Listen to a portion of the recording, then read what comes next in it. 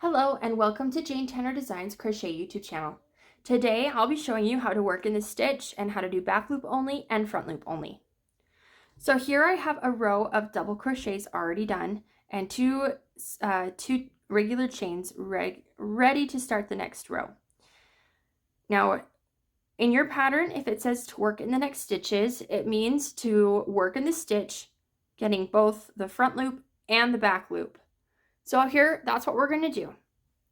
We're working in the stitch, more double crochets across this next row into both loops, the front loop and the back loop. Now next, I'll show you what it means to do back loop only.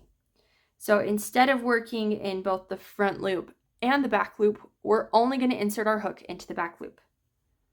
Doing double crochet, inserting into the back loop only, and doing our stitch as normal. All right, let's do that again. Inserting to the back loop only and doing our stitch like normal. Now I'm going to show you what it means to do the front loop only.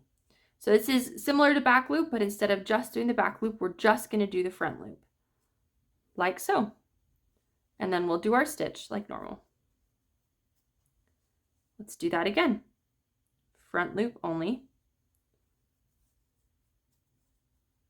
And that is the difference between working back loop only, front loop only, and working the stitch.